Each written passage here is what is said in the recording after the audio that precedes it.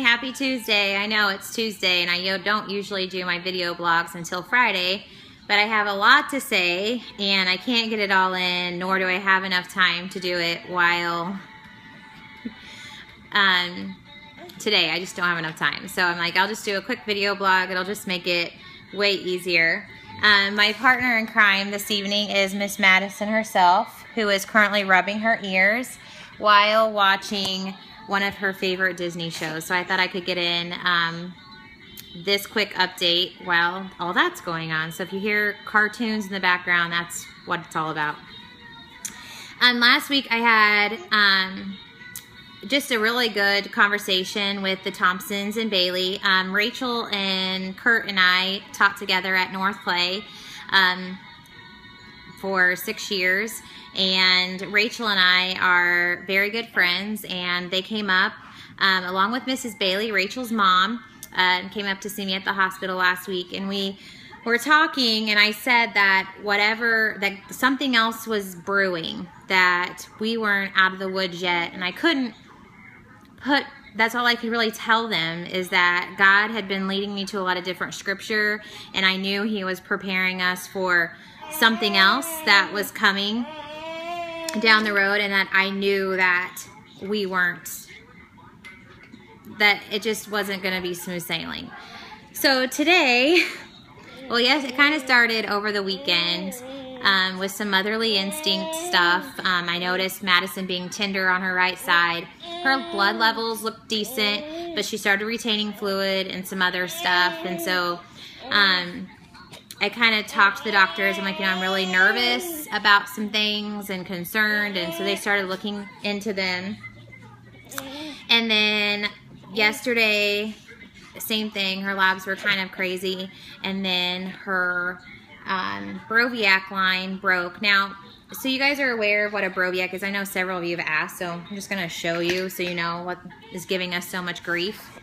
A Broviac is this little baby that goes into her chest, and the black stuff is stitches, and then it comes down into 2 lumens, and there's a red lumen that's, a red lumen and then a little blue lumen there.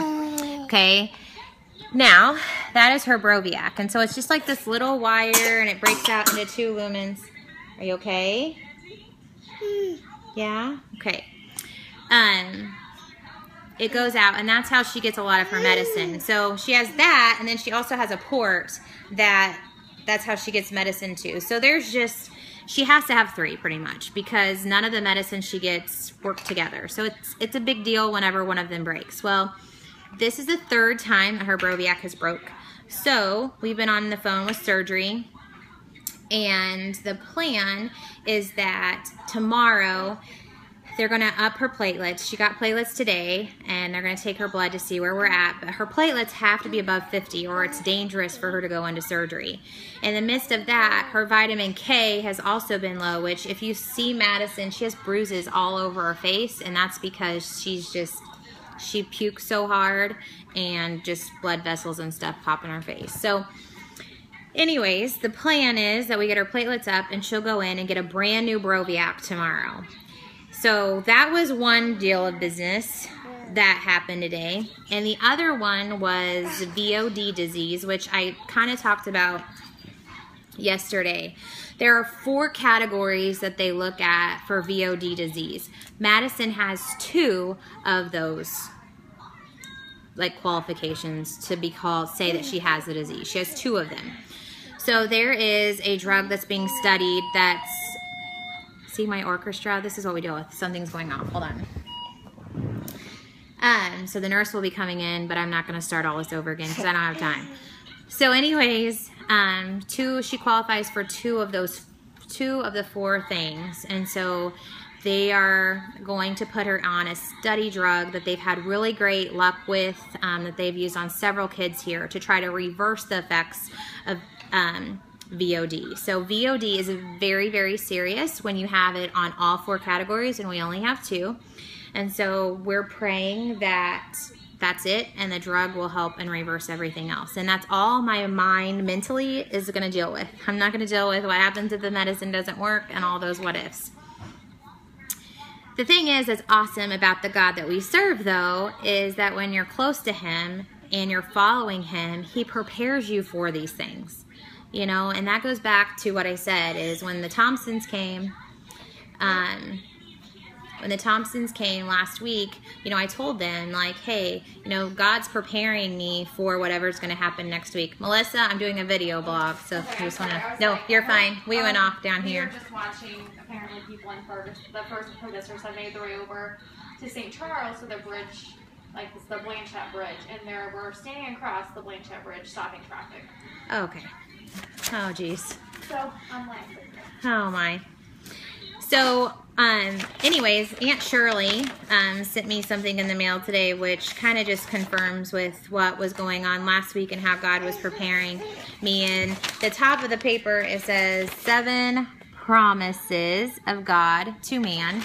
And one of them is really just super important. And it's actually the 5th promise. And it says, God has promised that all things work together for good to those who love and serve Him faithfully, Romans 8:28. It may be difficult for us to see and understand how this is accomplished at times, but God has promised it and He will deliver.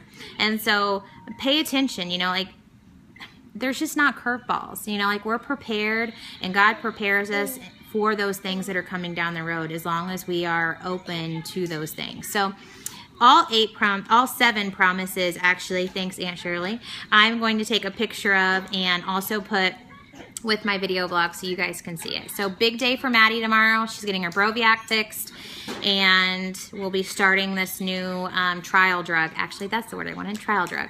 So keep her in your prayers, and that's what's going on. Say bye-bye. Can you say bye-bye? Say bye-bye. Bye-bye. Love you all.